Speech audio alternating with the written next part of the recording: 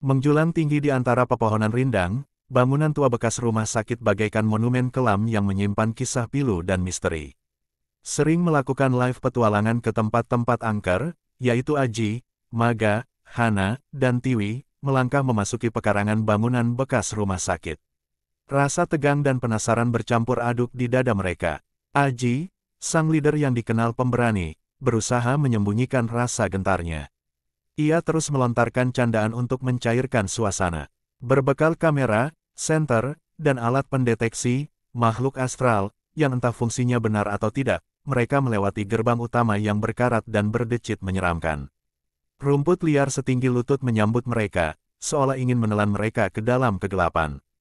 Bangunan utama rumah sakit menjulang tinggi di hadapan mereka, seperti monster beton yang siap menerkam.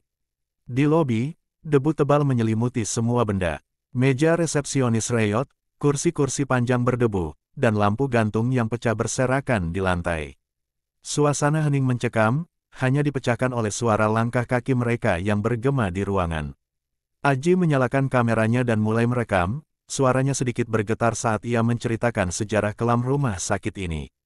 Maga, si skeptis yang selalu mencari penjelasan logis, sibuk memeriksa alat pendeteksi makhluk astralnya.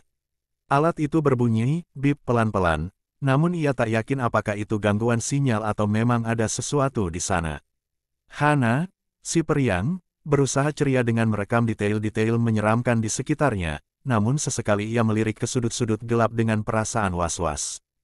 Tiwi, si pendiam dan pengamat, berjalan paling belakang, matanya bergerak liar mengamati setiap sudut ruangan.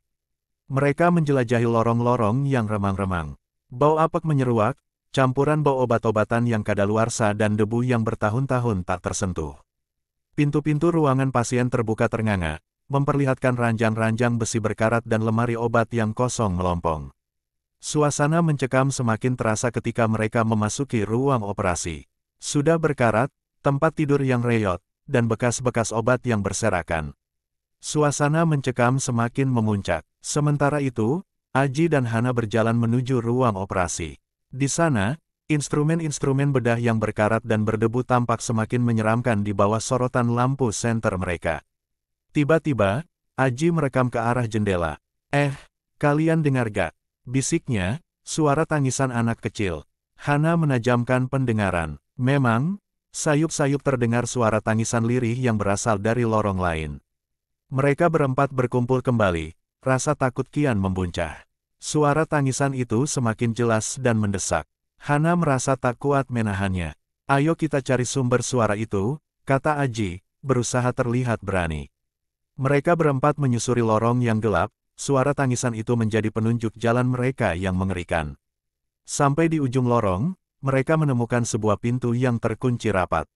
Suara tangisan itu berasal dari balik pintu tersebut. Hana bergidik, perasaan gak enak banget, bisiknya. Maga mencoba membuka paksa pintu tersebut, namun tak berhasil. Mungkin cuma angin, ujarnya, meski ia sendiri tak yakin.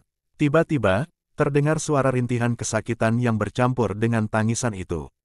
Aji mengarahkan kamera ke pintu, berharap menangkap sesuatu. Dingin membasahi tubuh mereka. Mimpi buruk itu terasa begitu nyata, membuat mereka semakin ketakutan. Suara gesekan dari luar kian jelas, seolah semakin dekat.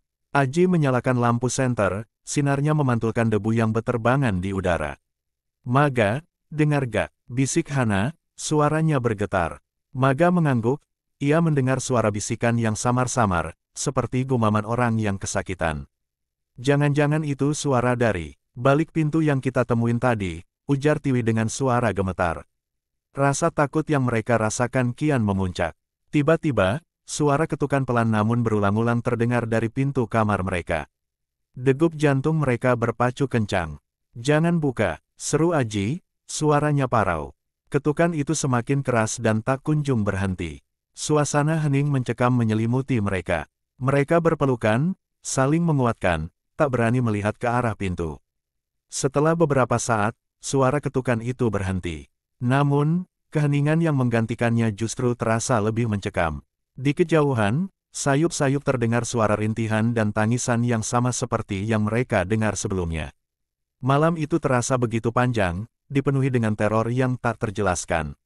Mereka hanya bisa berharap agar pagi segera tiba dan mereka bisa keluar dari tempat mengerikan itu.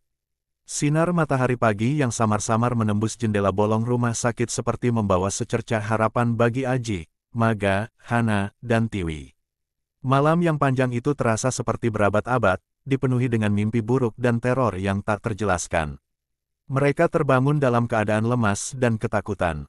Mimpi buruk yang mereka alami seakan meninggalkan jejak kengerian yang nyata. Perasaan takut dan ingin segera keluar dari tempat mengerikan itu mengalahkan rasa penasaran mereka. Mereka mengumpulkan peralatan dengan tergesa-gesa, tak lagi peduli dengan konten horor yang ingin mereka dapatkan. Setiap suara gesekan, setiap hembusan angin, membuat mereka bergidik ngeri. Tak ada lagi keberanian yang tersisa.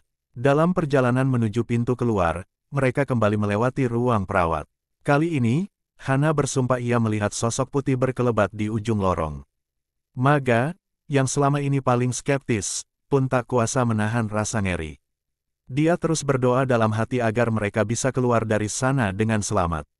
Sesampainya di lobi, mereka menemukan kamera yang terjatuh di lantai. Layar LCD-nya pecah, namun Aji nekat menyalakannya. Betapa terkejutnya mereka ketika melihat rekaman video yang mereka ambil di ruang operasi bergerak sendiri. Sosok bayangan putih berambut panjang terlihat samar-samar di belakang mereka. Teriakan histeris pecah dari Hana dan Tiwi. Tanpa pikir panjang lagi, mereka berlari keluar dari bangunan bekas rumah sakit ini. Pintu gerbang yang berkarat tak lagi menjadi penghalang. Mereka berlari tak tentu arah, hanya ingin menjauhi kengerian yang mereka alami semalam. Setelah sampai di jalan raya yang ramai, mereka baru bisa berhenti dan mengatur napas. Trauma yang mereka alami begitu mendalam. Mimpi buruk dan bisikan-bisikan misterius dari rumah sakit ini terus menghantui mereka, menjadi pengingat akan malam yang mengerikan itu. Pengalaman mereka di kanal YouTube terhenti di sana. Mereka tak akan pernah lagi menginjakkan kaki di tempat-tempat angker itu. Bangunan bekas rumah sakit tetap berdiri tegak, namun bagi mereka, bangunan itu tak lagi sekadar bangunan tua yang terbengkalai, melainkan sebuah monumen kegelapan yang menyimpan rahasia mengerikan.